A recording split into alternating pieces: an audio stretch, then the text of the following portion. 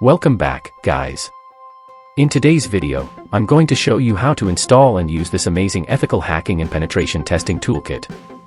This tool can be used for website security testing, information gathering, network reconnaissance, and several other cybersecurity tasks. It brings together multiple useful utilities in one place, making it a great toolkit for penetration testers, security analysts, bug bounty hunters, and cybersecurity students. However, it's important to understand that techniques like these can also be abused by cybercriminals during the early stages of an attack to collect publicly available information about potential targets. That is exactly why every cybersecurity professional should learn and understand these techniques, not to attack others, but to recognize security weaknesses, improve defenses, and better protect systems from real-world threats. But before we begin, I want to make something very clear. Everything demonstrated in this video is strictly for educational purposes, cybersecurity awareness, and authorized security testing only. Every demonstration is performed in a safe and legal environment or on systems that I have permission to test. Never use these techniques against any website, network, or system without the owner's explicit authorization. Unauthorized access or testing is illegal and unethical.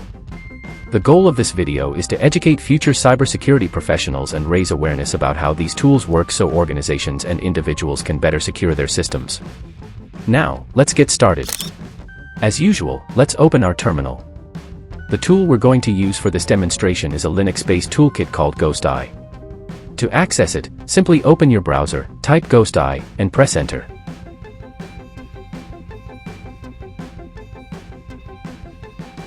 On the search results, you'll see the GitHub repository titled Bullseye, GhostEye. Click on it to open the project page.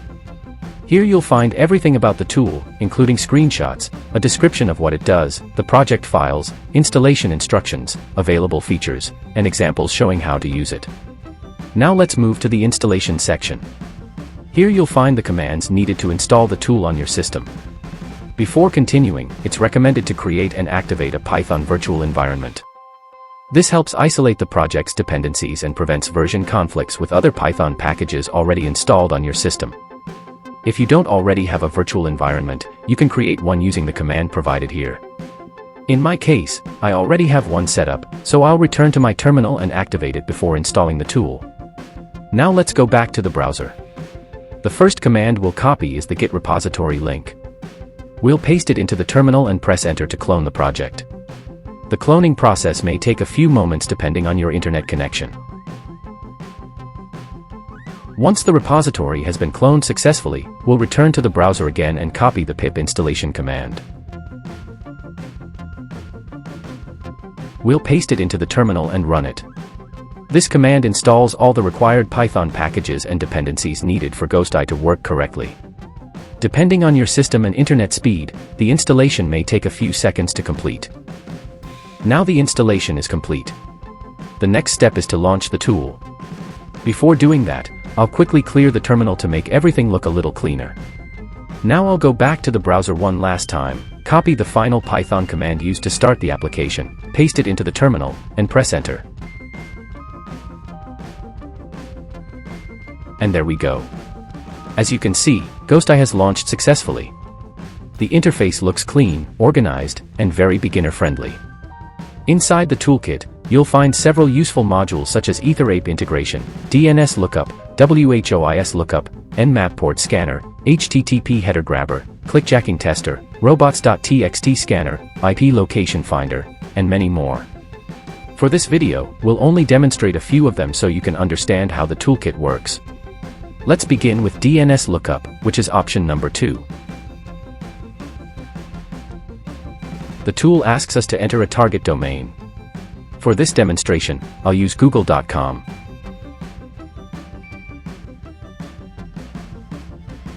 After entering the domain, the tool performs a DNS lookup and returns the available DNS records.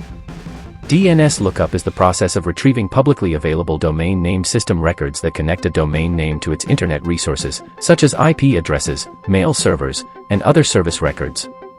Attackers often perform DNS lookups during the reconnaissance phase to understand how a target's infrastructure is organized and identify publicly exposed services.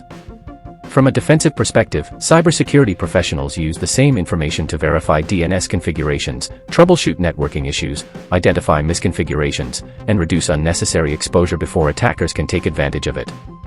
Now let's explore another feature inside the toolkit. This time we'll look at WHOIS Lookup, which is option number 3. For this demonstration, I'll use example.com. WHOIS Lookup retrieves publicly available registration information associated with a domain name. Depending on the registrar and privacy settings, the results may include details such as the domain registrar, registration date, expiration date, last update date, authoritative name servers, registration status, and in some cases, limited ownership or administrative information. Cybercriminals may use WHOIS information during reconnaissance to gather intelligence about a target before attempting further attacks. On the other hand, cybersecurity professionals use WHOIS data to verify domain ownership, investigate suspicious websites, perform threat intelligence, identify phishing infrastructure, and support digital forensic investigations. Now let's check out another tool. Next we'll look at Clickjacking Tester, which is option number 6. For this demonstration, I'll once again use example.com. Clickjacking is a web attack where an attacker tricks a user into clicking on something different from what they believe they're clicking on, usually by hiding or overlaying invisible web pages. If a website is vulnerable, attackers may attempt to manipulate users into performing unintended actions without their knowledge.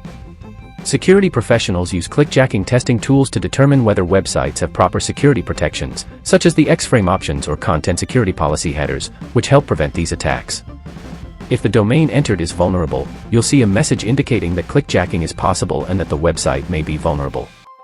In simple terms, clickjacking is a user interface deception attack that organizations should defend against by implementing the appropriate security headers.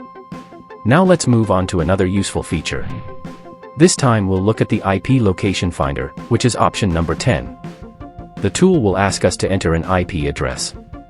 For this demonstration, I'll only use an IP address that I'm authorized to work with. As you can see, the scan was successful. The results display information such as the IP address, status, region, country, internet service provider, approximate latitude and longitude, zip code, time zone, autonomous system information, and other publicly available geolocation details. Information like this can be extremely useful during authorized investigations, incident response, threat intelligence, fraud analysis, and OSINT investigations. It also helps cybersecurity professionals understand where network traffic originates, investigate suspicious activity, and support defensive security operations. Always remember that geolocation results are estimates and should never be used to invade someone's privacy or carry out unauthorized activities. Overall, GhostEye is a powerful reconnaissance toolkit that combines several useful cybersecurity utilities into a single interface. When used responsibly, it can help students learn practical security concepts, assist penetration testers during authorized assessments, and support defenders in identifying security weaknesses before malicious actors can exploit them. Learning how these tools work not only improves your technical skills but also helps you better understand how to protect websites, networks, and online services against modern cyber threats. Before we wrap up, here's one final reminder.